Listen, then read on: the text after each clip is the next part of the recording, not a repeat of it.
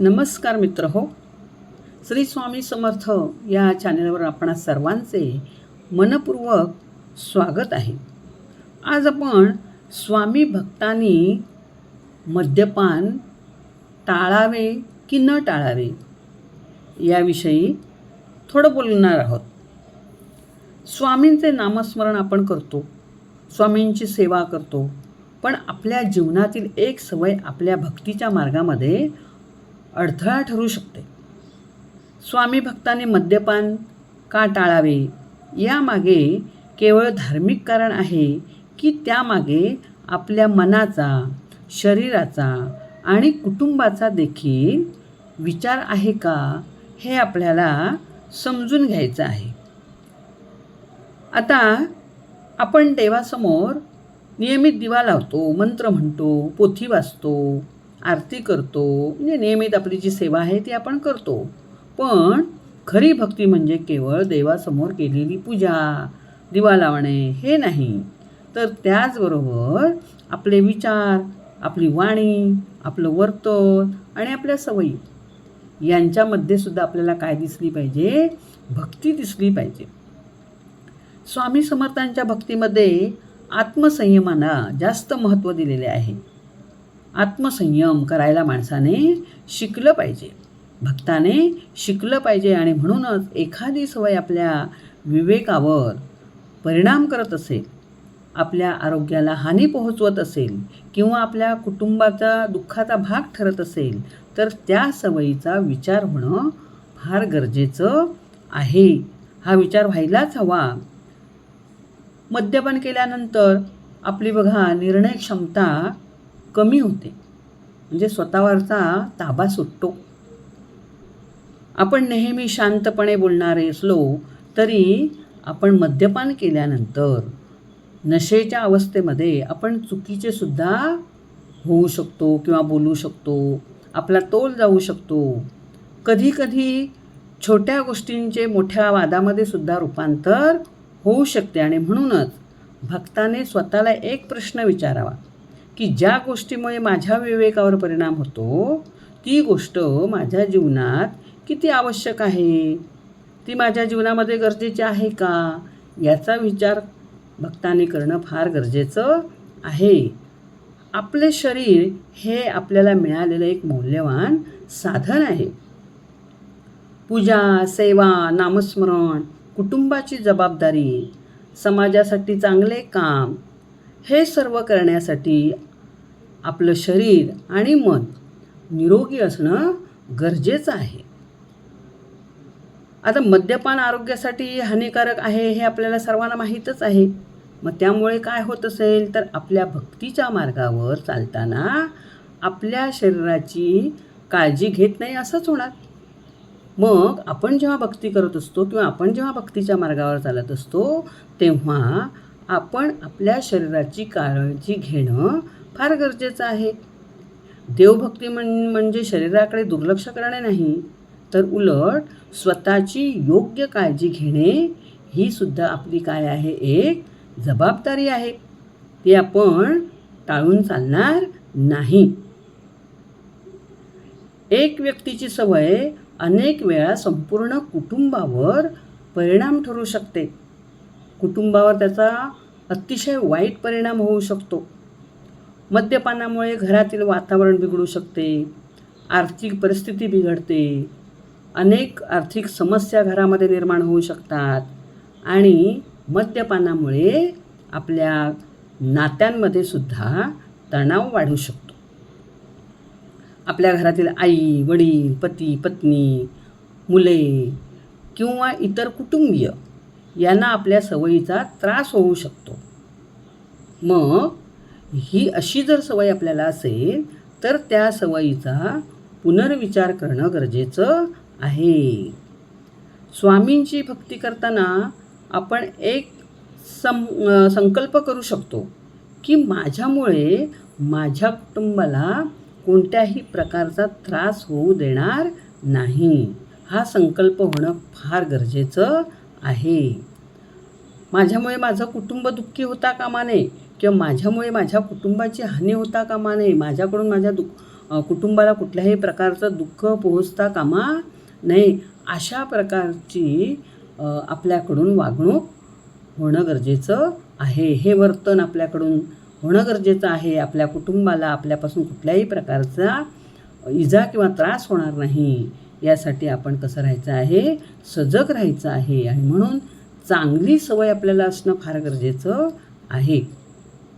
तर तुम्ही म्हणाल की मद्यपान सोडणं कठीण आहे, पण सोडायलाच हवं, ती सवय करायला हवी. आपण जसं मद्यपान पिण्याची सवय केली तसं मद्यपान आपण सोडण्याची सुद्धा आपल्या मनाची तयारी असली पाहिजे. काही लोकांसाठी मद्यपानाची सवय सोडणे खरोखर कठीण असू शकते. मग अशा व्यक्तीने स्वतःला दोष देत बसू नये. मी भक्त आहे पण माझ्याकडून हे होत आहे, किंवा माझ्याकडून मद्यपान केलं जातं म्हणून मी अपराधी आहे, असं वाटून घेण्याची गरज नाही. तर ती सवय सुधारण्यासाठी आपण काय करायचं आहे, प्रयत्न करायचा आहे.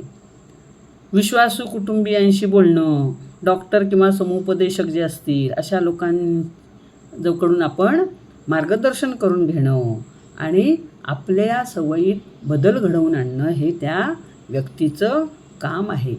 त्याने हा निर्णय घ्यायला पाहिजे. ही काही वाईट सवय नाही, तर जे माझं वाईट आहे, जे माझ्याकडून वाईट होऊ शकतं ते चांगलं झालं पाहिजे, यासाठी आपण स्वतःहून त्या व्यक्तीने प्रयत्न केले पाहिजेत.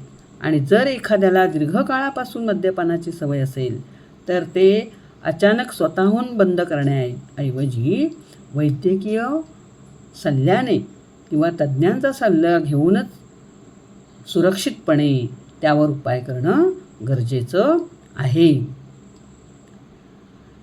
स्वामींचं नाव घेणं म्हणजे फक्त श्री स्वामी समर्थ, श्री स्वामी समर्थ असं म्हणणं नाही. त्या नावातून आपल्याला मिळणारी जी प्रेरणा आहे ती महत्त्वाची आहे. आता ही जी प्रेरणा मिळते त्या प्रेरणेतून आपलं वर्तन बदलायला लागतं. आपल्याला राग कमी होतो. आपल्या ज्या काही वाईट सवयी आहेत त्या कमी व्हायला लागतात. आपल्या घरातील कुटुंबाशी आपण प्रेमाने वागायला लागतो किंवा प्रेमभावना निर्माण होते. किंवा जे मुके प्राणी आहेत, गरजू आहेत, वडीलधारी माणसं आहेत, अशा लोकांना आपण मदत करण्याची आपल्या त्यामध्ये प्रवृत्ती निर्माण होते. कोणाला उलटून बोलणे, कोणाला त्रास देणे, कोणाचा अपमान करणे, या गोष्टीपासून आपण हळूहळू काय करतो, दूर होत जातो. म्हणजे ह्या आपण वर्ज्य करायला शिकतो. आपोआपच आपल्या वर्तनामध्ये असे हे बदल घडत जातात. आपल्या मनामध्ये सुद्धा बदल घडत जातात. गरजवंताला आपोआपच आपल्या मनात येतं की ह्याला आपण मदत करावी. म्हणजे ते आपल्याकडून आपोआपच घडतं. त्यावेळी कोणीही आपल्याला सांगावं लागत नाही. म्हणजे आपल्या स्वतःला काय लागते, एक प्रकारची शिस्त लागते. आपण स्वतःला शिस्त लावून घेतो की मला असं वागलं पाहिजे, मला असं केलं पाहिजे, मी ह्या मार्गाने जायला पाहिजे, असं आपल्यालाच काय होतं, सुचायला लागतं. त्यासाठी दुसऱ्यांना कोणी सांगण्याची आपल्याला गरज भासत नाही. मग ही सुद्धा भक्तीचीच काय आहेत, रूपे आहेत. यात वेगळं काही नाही. ही भक्तीचीच आहे, भक्तीचं रूप आहे.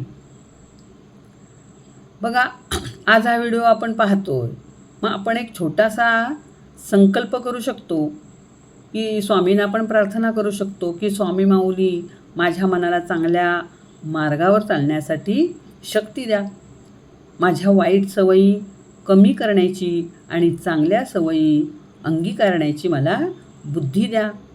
माझ्यामुळे इतरांना त्रास होणार नाही असं वर्तन माझ्याकडून घडू दे, किंवा असं वर्तन माझं असावं, मला सद्बुद्धी द्या. अशा प्रकारचे आपण स्वामींना काय करू शकतो, प्रार्थना करू शकतो. नियमित ही प्रार्थना आपण स्वामींच्या चरणी बोलायचीच आहे, करायचीच आहे. आणि त्यामुळे हळूहळू आपल्या वृत्तीमध्ये बदल घडायला सुरुवात होते. आपण स्वामींना प्रसन्न करण्यासाठी मोठमोठ्या गोष्टी करण्याची काहीच गरज नाही. आपल्या जीवनातील एखादी चुकीची सवय आपण जरी कमी केली तरी फार मोठं कर्म केल्याचीच ती काय आहे, पावतीच आहे. म्हणजे आपण आपल्यातला एक वाईट दोष दूर करण्याचा आपण प्रयत्न केलेला आहे. हीच झाली आपली स्वामी भक्ती. जे एखाद्याशी प्रेमाने बोलणे, घरच्यांशी काळजी घेणे, आपलं मन शांत ठेवणे, हीच मोठी आपली काय आहे, साधना आहे. आणि म्हणून मद्यपान टाळणे हा केवळ एक नियम म्हणून पाहू नका, तर तो स्वतःच्या आरोग्याचा, कुटुंबाच्या आनंदाचा आणि आत्मसंयमाचा निर्णय आहे असं माना आणि त्याप्रमाणे वागण्याचा प्रयत्न करा. मित्रांनो, स्वामी समर्थांची भक्ती आपल्या जीवनात फक्त मंदिरामध्ये किंवा देवघरात दिसू नये, तर ती आपल्या रोजच्या वागण्यामध्ये, रोजच्या कृतीमध्ये सुद्धा दिसली पाहिजे.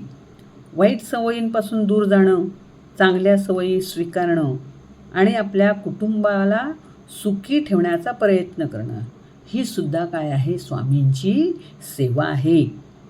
जर तुम्ही मद्यपान करत असाल आणि ते सोडण्याचा विचार करत असाल तर स्वतःला कमी लेखायचं नाही.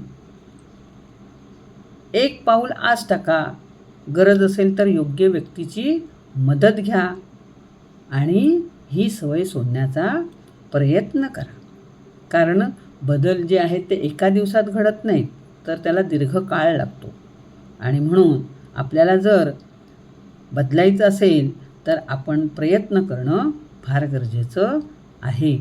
अशा प्रकारे आपली एक वाईट सवय आपल्याला कशी घातक ठरू शकते, आपल्या कुटुंबाला कशी घातक ठरू शकते, याची उदाहरणं आपण पाहिली. आणि म्हणून आपल्याला मद्यपान टाळणं फार गरजेचं आहे.